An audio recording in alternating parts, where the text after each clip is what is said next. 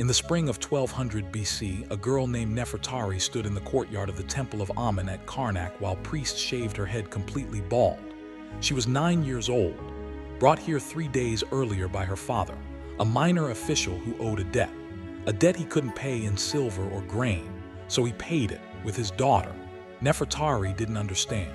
Her father said it was a great honor, that she would serve the gods, that she should be grateful, obedient. As the bronze razor scraped across her scalp, removing every trace of her long black braids, Nefertari began to cry. An older priestess struck her across the face. "Servants of the god do not weep," the woman said, her voice cold. "You have no tears anymore, you have no name anymore, you belong to Amun now, and Amun does not accept weakness."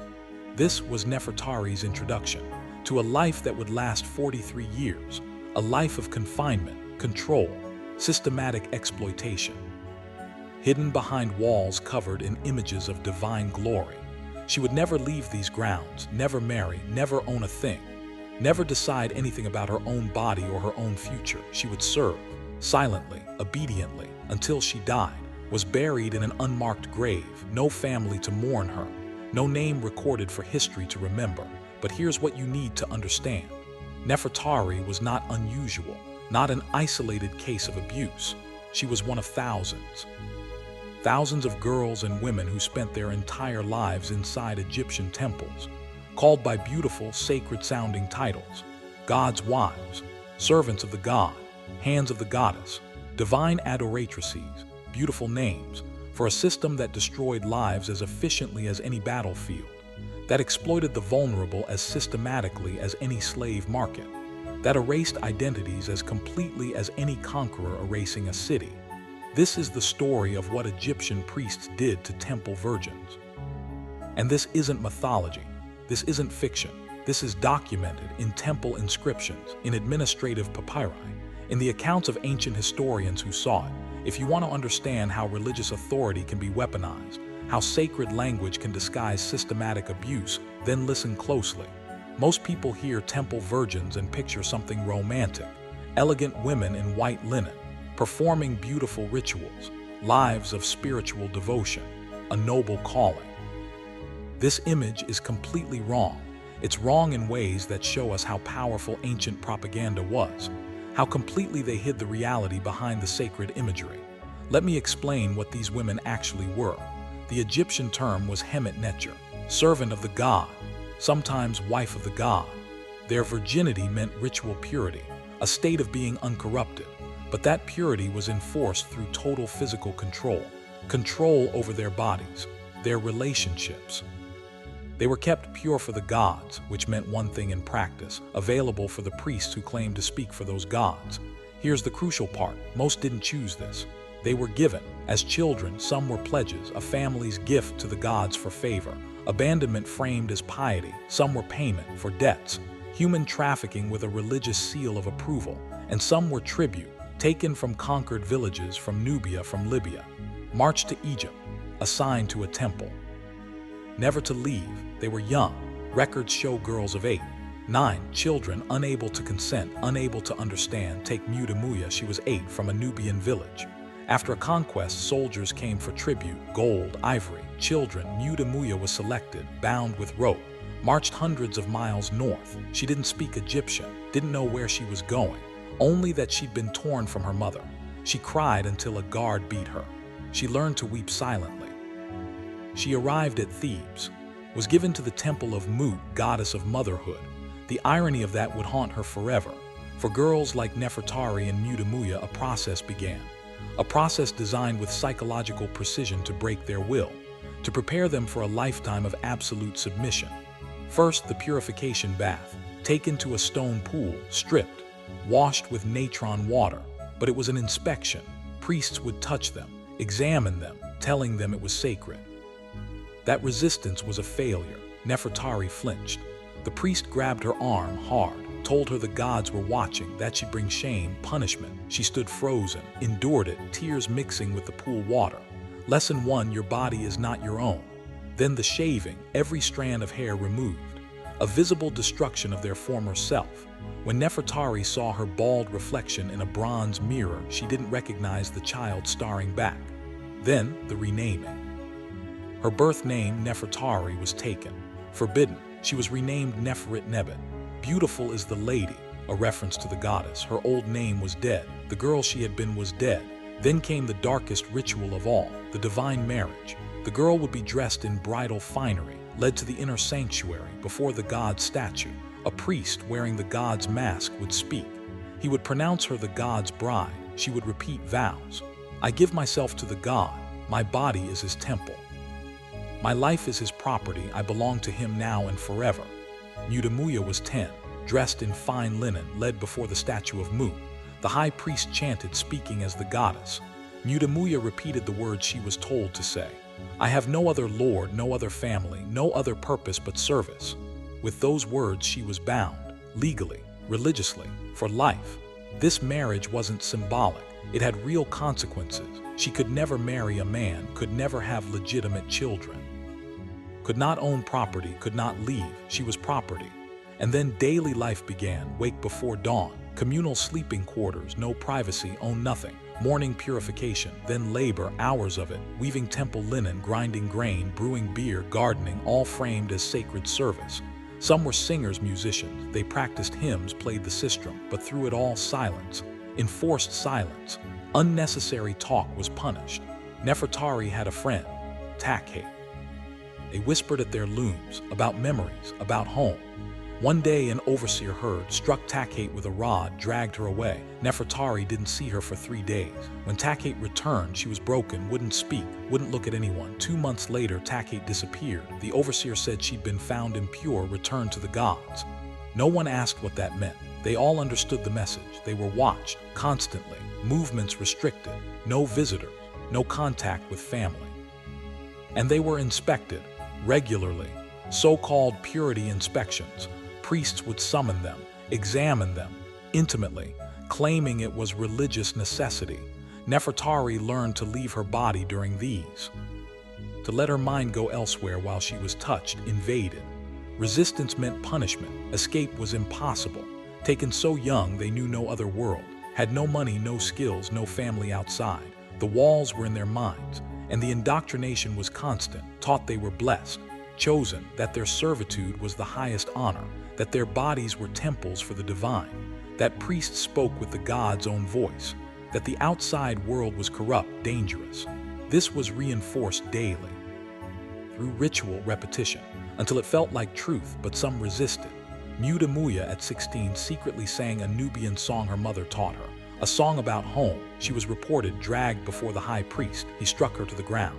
You have no mother, he hissed. No language but ours, no songs but our hymns. You are nothing. You exist only to serve. She was locked in a storage room for 7 days. When she emerged, she was broken in a new way. She never sang her songs again. But late at night, the words would come, and she would weep, mourning the loss of even her memories. Now pay close attention. This is where it gets worse. The ritual duties for women called God's wives, for those in temples of fertility goddesses. There were rituals called sacred union or divine marriage. The inscriptions use beautiful poetry. The god enters his temple. Divine seed is planted. Here's the reality. High-ranking priests would claim to embody the god. They'd wear divine costumes. In the inner sanctuary, closed to outsiders, they would tell a selected woman she was about to receive the god's blessing, that the god would enter her, that she must submit completely. And then priests, acting as vessels for divine power, would exercise what they called divine marriage rites. These were not consensual relationships. These were coerced encounters between powerful men and powerless women who had been conditioned from childhood to believe they could not refuse, who were told this was sacred. A blessing. Nefertari was selected at 14, told it was a great honor, dressed in fine garments, led to the inner sanctuary. The high priest stood before her in the mask of Amen. He told her Amen himself would bless her. Then he moved to remove her clothes. She understood, tried to back away. Priests grabbed her arms, held her still. The high priest told her she could not refuse the god. That resistance was blasphemy, that she would bring a curse. She was 14, terrified. Conditioned for 5 years to obey. Nowhere to run, no one to help. What happened next was called sacred union, divine blessing. It was recorded in temple documents as a successful ritual, but Nefertari knew even then it was not sacred. It was violation, disguised as religion, and there was no justice to seek. The men who violated her were the men who defined justice. Some women were selected repeatedly. They bore children from these unions. The children were called blessed. Marked by divine favor, destined for temple service, daughters followed their mothers into service. Sons were trained as priests. The system reproduced itself. Nefertari had a daughter at 17. She was allowed to keep the girl for 3 years to nurse her, love her.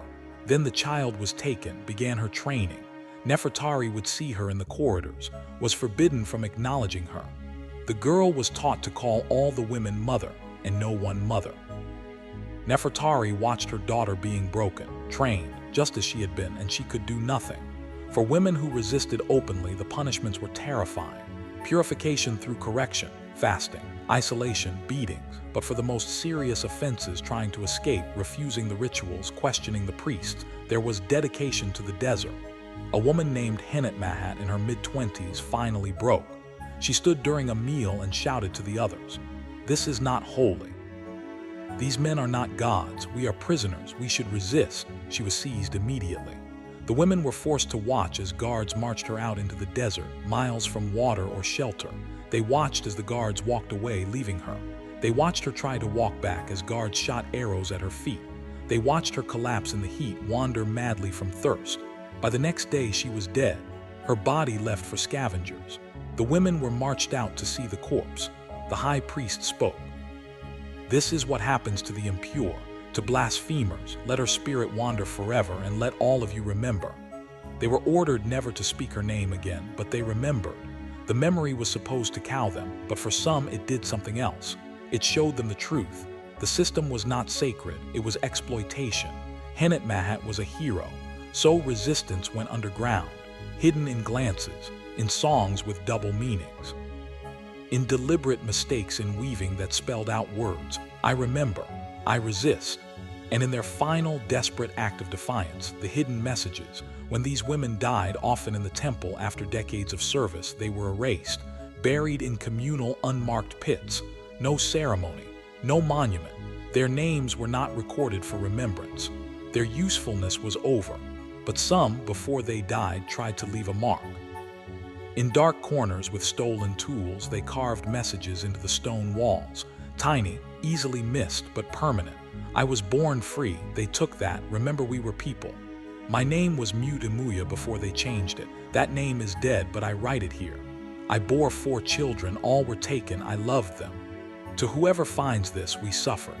We did not choose this. Tell our story." Mutemuya, the Nubian girl, now a woman of 49, carved her message 2 days before she died of fever. In a dark storage room, she scratched into the wall. "I came from beyond the first cataract. My mother's name was Amenitter. She sang Nubian songs. I remember her voice, though I have not heard it in 41 years. This life was not my choice. These gods were not my gods. If anyone finds this, know that I existed. Know that I remembered. I never stopped being Mutemuya of Nubia. Even when they called me by Egyptian names, I was always myself. I never surrendered that." She died. Her message remained hidden, unknown for centuries, a whisper from the darkness saying, "I existed, I mattered, remember me." The temples still stand at Karnak at Thebes.